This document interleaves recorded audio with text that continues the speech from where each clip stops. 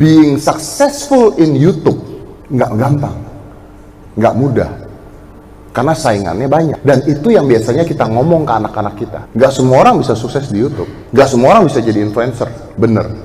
Tapi tidak semua orang bisa jadi dokter yang kaya. Karena banyak dokter-dokter BPJS, banyak insinyur-insinyur yang hidupnya melarat. Banyak orang-orang S2 yang sekarang kerjanya adalah supir Uber. Karena lapangan pekerjaan kita semakin lama semakin dikit. Jadi, chancesnya sama menurut saya. Hanya saja di zaman kita tidak melihat bahwa YouTube itu pekerjaan. Social influencer itu pekerjaan. Kita nggak lihat. Contohnya yang paling dekat aja. My girlfriend, dia suka workout. Dia S2. Followernya karena dia suka workout, ngasih tips-tips workout gitu ya.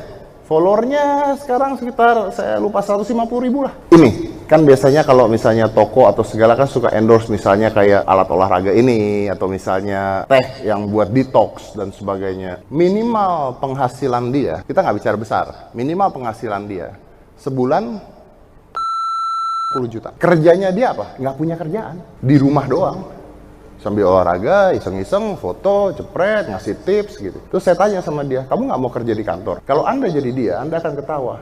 Gila, gue S2 kerja di kantor, berapa gaji gue, mending gue begini. Which is true. Gini, saya punya anak usia 12 tahun, namanya Aska, mungkin kalian tahu. Aska ini dyslexic, sama seperti saya. Kita punya kelainan di saraf otak yang tidak bisa fokus ke satu titik. Aska juga punya kelainan seperti itu. Namun, anak saya saat ini juara 1 di kelas dan di sekolah. Jadi, ya udahlah, kita bicara knowledge-nya dia bagus. Anak saya pelajaran Mandarinnya cek. Kayaknya saya diusir pulang ya. Oke. Anak saya pelajaran Mandarinnya jelek. Sangat jelek.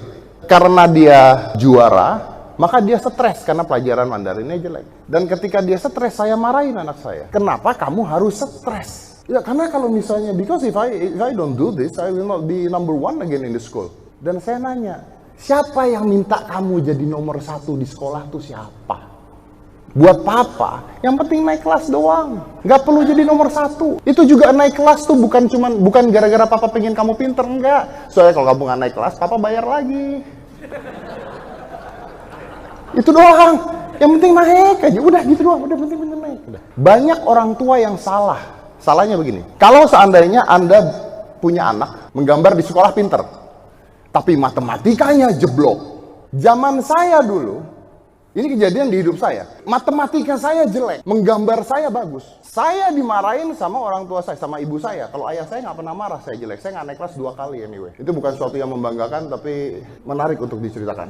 Ibu saya memanggil guru les matematika untuk ke rumah, ngajarin saya matematika. Apa yang terjadi? Yang terjadi adalah matematika saya yang tadi nilainya 4, setelah panggil guru les, jadi 5,5. Tapi seni menggambar saya nggak naik-naik. Akhirnya saya punya pola pikir yang berbeda. Kalau seandainya Anda punya anak dan anak Anda jelek di satu bidang pelajaran, bagus di satu bidang pelajaran, yang harusnya dilesin yang bagus. Misalnya saya punya anak Mandarinnya jelek, dia olahraga bagus. Yang saya lakukan sekarang adalah saya memanggil les ke rumah martial art, bahasa Mandarinnya saya buang. Anak saya bingung, ini nggak apa-apa? Saya bilang nggak apa-apa. Kenapa papa harus konsentrasi ke kamu punya yang jelek? Kenapa nggak papa dukung kamu yang bagus? Saya berpikir kalau dulu saya menggambar bagus, matematika saya jelek, dan orang tua saya mendukung, ngasih saya les gambar, mungkin saya sekarang jadi pelukis terkenal. Tapi saya nggak jadi pelukis terkenal gara-gara gue dilesin matematika. Kan PA orang tua gue waktu itu kan.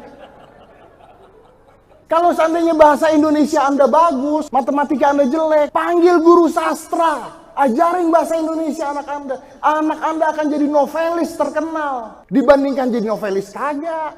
Matematika juga gak bagus-bagus banget. Terus mau apa? Sekolah itu mengajarkan kita jadi bodoh. Karena semua harus bagus di sekolah itu. Gurunya aja ada 5, 6, 7. Matematika gurunya beda, bahasa Indonesia beda, agama beda, IPA beda, IPS beda. Anak kita harus bisa semuanya.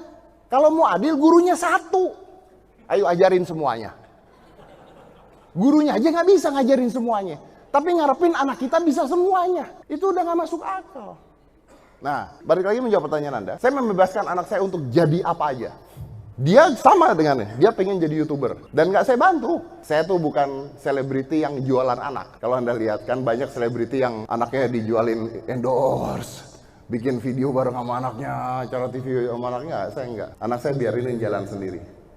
Dia bikin YouTube sendiri. Percaya apa nggak? Dia bikin YouTube dari usia 6 tahun. Anda lihat aja Aska Corbuzier, dari dia masih bodoh-bodoh gitu bikin YouTube sampai sekarang. Penghasilan anak saya sekarang yang usianya 12 tahun, minimal juta dari YouTube. Tapi kan kita tidak bicara penghasilan kan, kita bicara tentang knowledge dan pendidikan. Kan intinya itu kan. Kalau saya jadi Anda, saya sederhana. Ya udah gini, kamu mau jadi YouTuber, kamu mau jadi selebgram, yuk buat. Tapi tetap sekolah. Nggak usah ngotot dinilai pelajaran. Yang penting kamu sekolah aja. Karena nggak ada gunanya juga ngafalin nama gubernur. Ngafalin peta buta tuh nggak ada gunanya. Gue dulu ngafalin peta buta, saya ngafalin peta buta dibohongin. Saya udah apal, tiba-tiba sekarang keluar GPS. Kan kurang ajar kan? Karena di zaman nanti, sukses tidak melihat dari nilai sekolah. Tapi sukses dinilai dari kreativitas apa yang bisa mereka lihat nanti. Percaya apa tidak? Google sama Apple sekarang, termasuk saya, kalau saya nerima pegawai, saya selalu bilang, kalau Anda mau kerja sama saya, jangan anggap Anda kerja, Anda anggap Anda belajar. Itu yang saya bilang. Apakah saya pernah melihat orang yang kerja sama saya S1, S2, atau S3? Enggak. Dan Google sama Apple sekarang sudah tidak melihat ijazah. Aneh nggak? Google perusahaan besar, Apple perusahaan besar, udah nggak ngeliat ijazah. Jadi mereka bukanya gini, dibuka lowongan untuk ilustrator, nggak ditulis tuh, minimal S1, S2, nggak ditulis, ilustrator. Udah datang 100 orang, dikasih, coba buat temanya ini, tag, buat 100 orang. Dari 100 orang, dilihat yang terbagus, diambil. Mau dia tamatan SD juga nggak peduli. Kenapa? Karena kan yang mau dijual, yang mau dikerjakan kan ilustratornya. Bukan S1, S2, S3-nya. Berapa banyak anak S1, S2, S3 the cafe yang nggak bisa gambar. Anak S1, S2, S3 komunikasi, suruh berdiri di sini ngomong dengan kalian, belum tentu bisa ngomong. Saya butuh orang bekerja buat saya untuk ngedit video contohnya. Saya nggak bilang minimal S2. Ada berapa orang datang? Nih, gua kasih mentah, editin. Begitu saya edit, saya lihat tek. Oh, ini paling bagus. Kasih lagi 2 kali, tetap paling bagus. Oke, lu kerja sama gue. Gue nggak nanya dia S1 apa S2. Yang gue tahu adalah dia bisa ngedit bagus. Ketika saya tanya, lu lulus S1 apa enggak? Enggak lulus. SMA. Kok bisa ngedit bagus gini? Ya karena saya nggak ada kerjaan di rumah, jadi saya ngedit video. Jadi saya main komputer, nyoba ngedit video sendiri dan begini. Yang gue butuhin itu, buat apa gue punya pegawai ijazah S2 kalau misalnya nggak bisa ngapa-ngapain? Dan lama-lama perusahaan nanti tidak akan melihat nilai IPK Anda. Tapi apa yang bisa anak Anda lakukan itu yang dilihat. Udah dilakukan kok sama Google, udah dilakukan kok sama Apple. Mereka udah nggak lihat itu. Mereka ngelihat, nih gue kasih tugas kerjain. Hasil paling bagus kerja sama gue. Mau tamatan SD juga nggak peduli. So, to answer your question, I think sekolah tetap penting. Biarin aja mereka berkreativitas karena masih muda, masih kecil usianya. Jangan ditekan, biarkan mereka bermain. Saya tuh selalu bilang sama anak saya, kalau di rumah main aja, kreativitas aja. Kalau kelamaan di sekolah mereka nggak bisa belajar hal lain. Saya tuh nggak setuju loh sekolah sampai jam 3 tuh saya nggak setuju. Saya tuh setuju sekolah tuh jam 8 sampai jam 12, udah gitu. Karena kalau sekolah dari jam 7 sampai jam 3 atau sampai jam 5, itu anak nggak bisa belajar hal lain.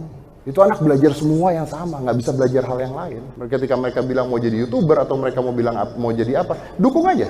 Ya oke, let's go, do it. Coba, bisa nggak dia bertanggung jawab? Bisa nggak? Mau jadi YouTuber kan? Bener kan? Ya oke, yaudah coba bikin video. Coba edit. Nanti dia akan belajar ngedit, dia akan belajar bikin video because it's their passions. Tapi sekolah tetap, yang penting naik kelas aja, nilai nggak perlu bagus. Nilai bagus, siapa sih yang liatin nilai bagus SD, SMP? Emang ngelamar kerja, SMP nilai matematikanya jelek? Enggak. That's what I do to my son.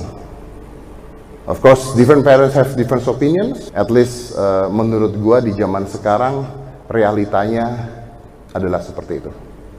Thank you.